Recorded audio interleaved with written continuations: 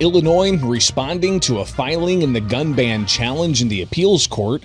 The Reason Foundation reports how efficient states are with taxpayer spending on roads and bridges, and America's talking.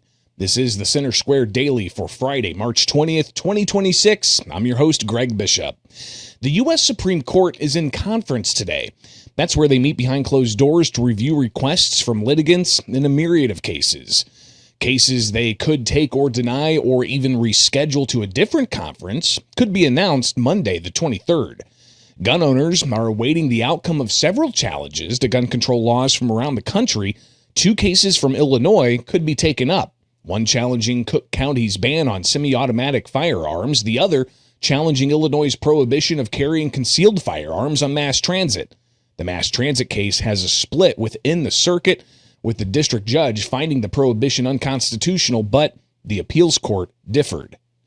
In the 7th Circuit Court of Appeals, Illinois' ban being challenged in the Barnett case, that has a new filing in the appeals court. This case challenges the state's gun ban that was enacted over 3 years ago. A district judge out of East St. Louis found the law unconstitutional. The appeals court heard the case in September, but have yet to release an opinion.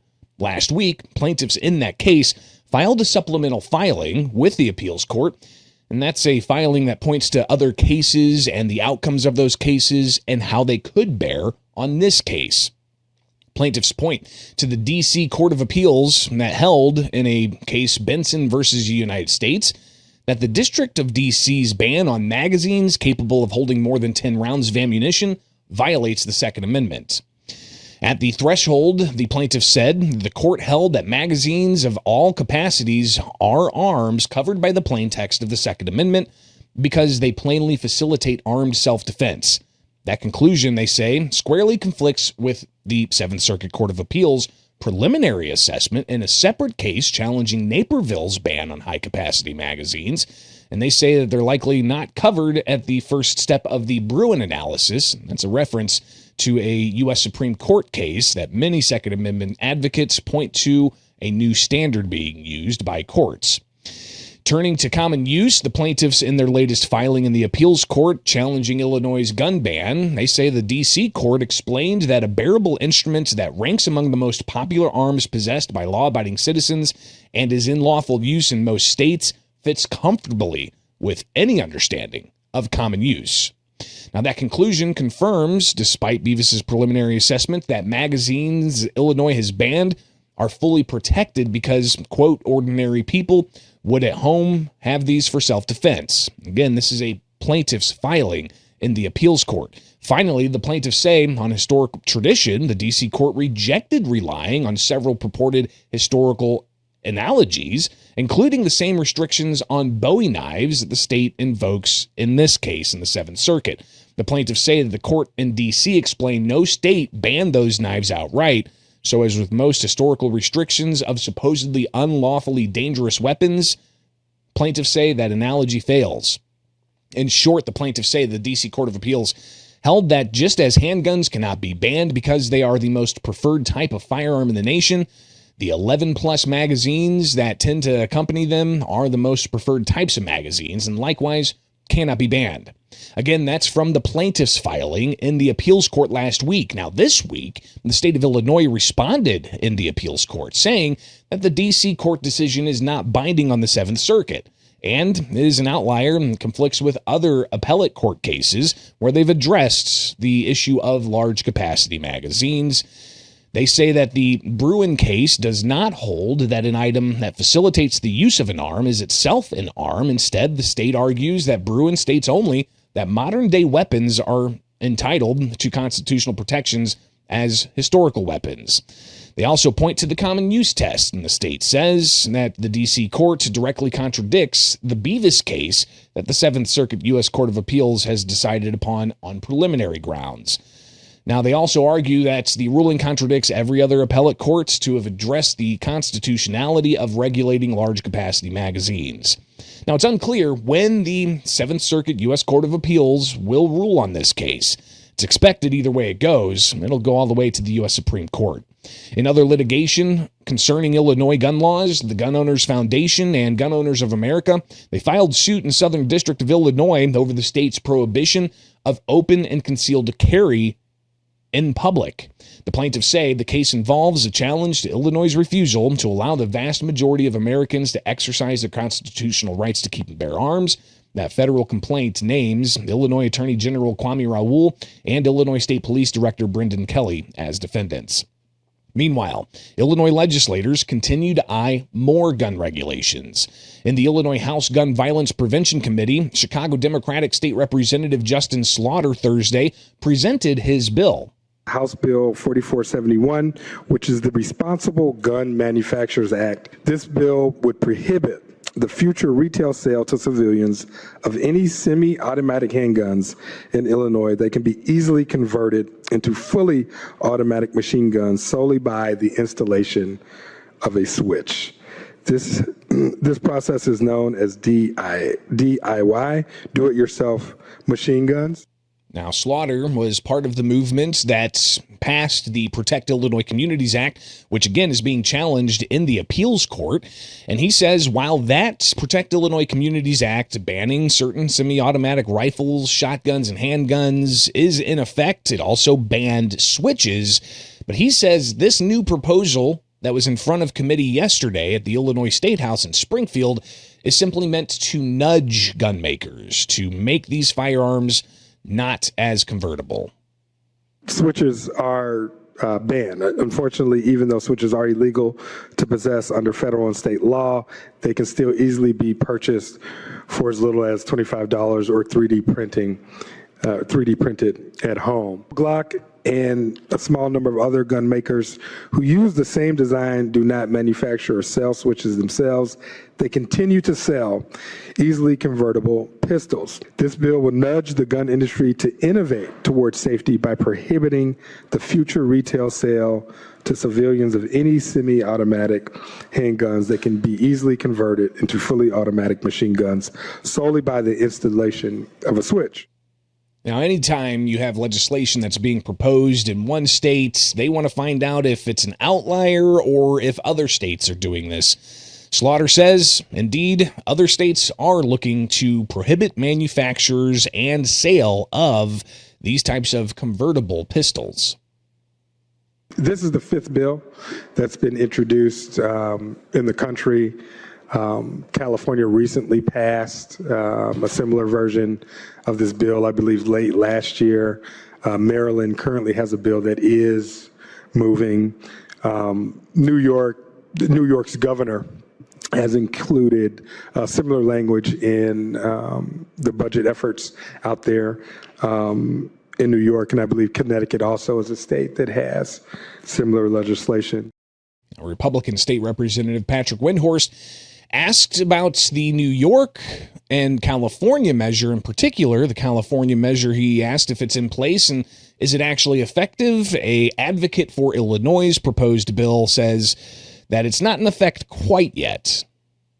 In California, it goes into effect 7/1. However, the process by which they're certifying it is already underway. So 7/1, it's fully in effect, but it is not enjoined or blocked. So we don't yet know how effective the law is in reducing possession of these firearms in the state or sale of these firearms in the state. The idea is not to necessarily reduce possession, legal possession. The idea is to nudge the industry to make a safer product, essentially. So they will not be able to sell after July in California until they change the design. And while switches are banned, and this would regulate the sale of these types of things, Windhorst got it on the record of what exactly the penalties would be and who is going to be responsible for paying those penalties. It appears the only penalty is to licensed dealers who would sell or transfer one of these firearms. Is that accurate? That's accurate. And it's a financial penalty and or possible suspension or loss of licensure. So an individual, we would hope to have more people moving into our state, moves into Illinois possessing a convertible pistol. They would not be committing any crime by possessing that pistol. That's accurate. So this was during the Gun Violence Prevention Committee in the Illinois House yesterday. They have a deadline today to pass bills out of committee. That measure was only up for a subject matter hearing, so it's not actually advancing at this point. But they're in session until May 31st, and really anything can happen. Now, for those keeping track on other proposed gun control laws in Illinois, while there are measures like the proposed Rifle Act, which would charge more than $800 million in fees to gun manufacturers and sellers, or the ammunition serialization measure that's been floated year after year, those have not advanced. But again, the convertible handgun ban was only part of subject matter, so that also was not advanced. We'll surely revisit this again in the near future, so be sure to stay up to date with thecentersquare.com.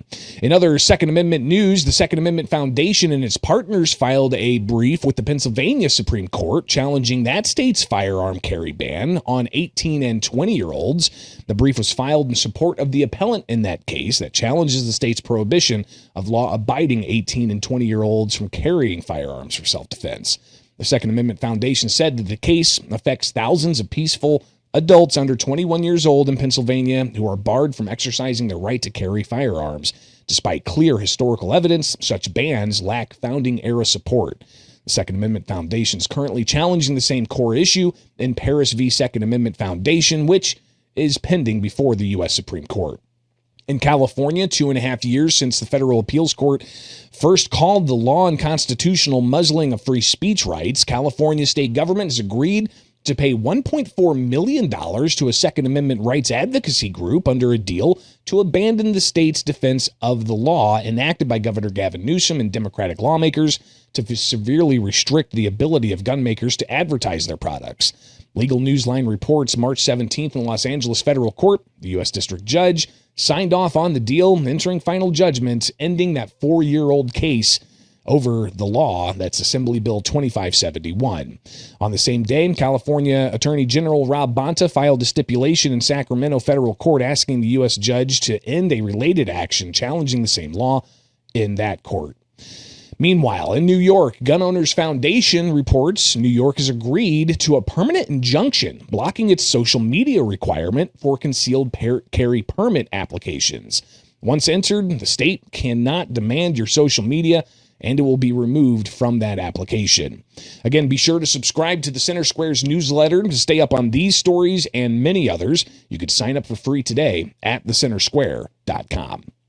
Do you drive down your roads, highways, and bridges, dodging potholes and constant construction lanes and think to yourself, what is it I'm paying gas taxes for again? Well, the Reason Foundation's 29th Annual Highway Report, it may give you some of those answers. Joining the Center Square Daily to discuss the latest is Baruch Feigenbaum, Senior Manager Director with the Reason Foundation. Baruch, thanks for taking time with us. Nearly 30 years Reason's been collecting and analyzing this data. What are some of your latest findings, and what is it you guys look at state by state? Sure. Well, first of all, thanks for having me on. And yeah, what we're looking at is the overall condition of the state highway systems. And so we look at 13 different categories. 4 of them measure spending, 4 of them measure pavement quality, 4 of them measure safety, and then 1 looks at traffic congestion. We take those all together, add them up, and then come up with a score, and then that's how we evaluate the states from 1 to 50. Now, let's take a look at some of the most cost-effective roads and bridges across the country. Virginia, Georgia, South Carolina, North Carolina, Ohio. These are the top 5. What are some of the things that they all share in common that really give them that grade? Sure. So I think the biggest thing they all share is they have a quantitative cost-benefit project selection process. And what that means is they go ahead and they put all of the projects in a matrix, and they look at the ones that make the most sense, which reduce congestion the most, which reduce potholes the most, which improve safety. And those are the ones they focus on building. And whereas we see the other states that tend to not do as well, places like California and Washington, don't have this process. And so the projects that they're selecting are often for political reasons, or they're just very arbitrary, and they're not the ones that make the biggest improvement. Let's take a look also at the worst performing and least cost-effective states: Alaska, California, Washington, New York, and Louisiana. Alaska has the worst rural fatality rate, California the worst urban arterial pavement, and Washington had the highest spending for a state. Talk a bit about what all these states have in common being at the bottom of the pack. Yeah, and so what these states have in common is they all, with the exception of Louisiana, spend a lot of money, noticeably more than the highway average, the U.S. average on a mile of highway, and yet they manage to get really bad results, bad pavement, poor safety, problems along those lines. And so they just don't seem to have a process for actually spending the money well. It's the places where you're going where you're like, what is this state spending my money on? I see no benefits. These are the states where folks are asking those questions. We're talking with Baruch Feigenbaum with the Reason Foundation about their latest highways reports. And interesting to note, too, is not just those who are at the bottom who are at the top, but also those big movers. Massachusetts improved from 40th to 17th. Tell us about that state. Yeah, and that was a bit of a surprise. Massachusetts improved because it was able to reduce both its spending, as folks can see on the screen, the capital spending and the other disbursements relatively low, and also improve the pavement condition, particularly on its rural highways. And Massachusetts has long had a good safety record. It was a very, very low fatality state. And so they made some changes in terms of project selection.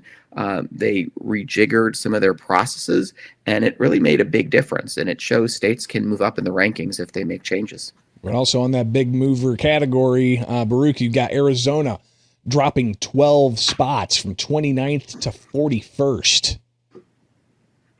Yeah, and Arizona is a bit of a frustrating state because overall, cost-wise, they are not bad, but the safety categories are a real problem. Fatality rate is super high, and then some of the pavement conditions as well are just super bad for a state that is relatively new infrastructure, and so it's just a matter of it's prioritization and really looking at where the money is being spent, because for the money that they are spending, they should be getting better results. Well, and what drives some of that, lack of efficiency? Is it labor costs? Is it construction material costs? Is it administrative costs and planning costs and all of the different hands that get into the pot of taxpayer funds to fund these transportation and infrastructure projects? Yeah, so I think it's all of those. I think you hit all of them. Labor costs are definitely an issue. I mean, there's a reason why southern states, Virginia, Georgia, the two Carolinas do so well, because they're in friendlier labor climate. Material costs, the states that are able to lock in some costs ahead of time, make sure that prices aren't going up, as we've seen a lot in the past couple of years. And then planning and administration costs, just back office costs for things that are not needed. Federal involvement is not particularly helpful in this world either. And so to the extent you're separating out your federal funds from your state funds, you can make your state funds go further. Some of that is just a planning process. It's a mix. Looking at the map is fascinating, Baruch. It looks like, the West Coast is all red, Washington and California, deep red on the map. But then you look at the southeast coastal states, Virginia, Georgia, South Carolina, North Carolina, all clumped together, big bright green. What is it that they are doing that other states across the country, especially on the opposite coast, really need to be paying attention to and implementing? So I think it's some of the things we've discussed in terms of project selection, in terms of lower labor costs, but those states also really talk to each other and learn from each other. South Carolina had a system where they were able to maintain their bridges really cost effectively because they had some new automation tools. And, North Carolina talked to them, Georgia talked to them, and adopted some of those policies. So some of it is just a willingness to talk to your peer states and learn. States in the West could talk to Utah. States in the Midwest could talk to Ohio. There are strong states throughout the country that I think serve as good models for everybody. Well, Baruch, greatly appreciate your time and encouraging people to get out there and check out the latest Reason Foundation's annual highway report and see how their state did. And are you getting the thumbs up or the thumbs down? Are you getting what you paid for? Or Is your dollar just not going as far as it should? Baruch, thank you for taking the time. Now it's time for America's Talking. Headlines from across the country you can find at thecentersquare.com. U.S. Treasury Secretary Scott Bessent said Thursday more oil could be released from the nation's stockpile than the 172 million barrels that were announced last week, and that other market-based measures could soon add additional supplies to global energy markets. The Center Square's Alton Wallace reports the Trump administration announced last week it would release 172 million barrels from the U.S. Strategic Petroleum Reserve over 120 days beginning Monday, joining 30 other nations who've agreed to add to the total of about 400 million barrels from their emergency oil reserves. Is an effort coordinated by the International Energy Agency. Bessent said in a network interview Thursday that the Trump administration is considering removing sanctions on Iranian floating oil, totaling 130 million to 140 million barrels that is now without customers. Meanwhile, a bill to suspend California's gas tax for 1 year failed in a committee at the state capitol. The Center Square's Madeline Shannon reports State Senator Tom Strickland told journalists outside the same Sacramento committee room that California prices are only going to rise at the pump. He blamed the state's policies for often allowing high price hikes. The bill was rejected Wednesday by the Senate Environment Quality Committee. Meanwhile, you've got the ongoing conversation about affordability being a big buzzword in Pennsylvania these days. And State Senator Lisa Bascola thinks politicians should put their money where their mouth is and suspend that Commonwealth's gas tax as pump prices surge higher. The Center Square's Ford Turner reports Pennsylvania's 57.6 cent per gallon levy is the fourth highest in the nation. On Thursday, the 20th day of the Israeli-U.S. war with Iran that's disturbing oil supplies worldwide, the overall price of gasoline in Pennsylvania reached an average of $3.82 a gallon, up from $3.66 a week ago and $3.10 a month ago, according to AAA. Bascola has filed a co-sponsorship memo, a precursor to filing a bill that would have the state government suspend the tax for 60 days to help consumers make up lost revenue through issuing bonds to help plug the hole when taxpayers aren't required to pay that gas tax. Now, in an interview, Bascola pegged the amount of tax revenue from gasoline sales that would be forfeited by the state at $430 million, plus another $197 million in tax revenue from diesel fuel states. Spokesperson for Josh Shapiro, the governor there, didn't take a formal position on the idea, but Shapiro's spokesperson released a statement in which the governor blamed the gas price situation on President Donald Trump. The president, Shapiro said, did not have a plan to deal with such fallout from the conflict in the Middle East. And that's America's Talking, with some of the latest headlines from across the country with thecentersquare.com. Follow from my studio in Central Illinois, I'm Greg Bishop, and you can join us back here Monday for more stories impacting you, the taxpayer, from around the country, only with the Center Square Daily.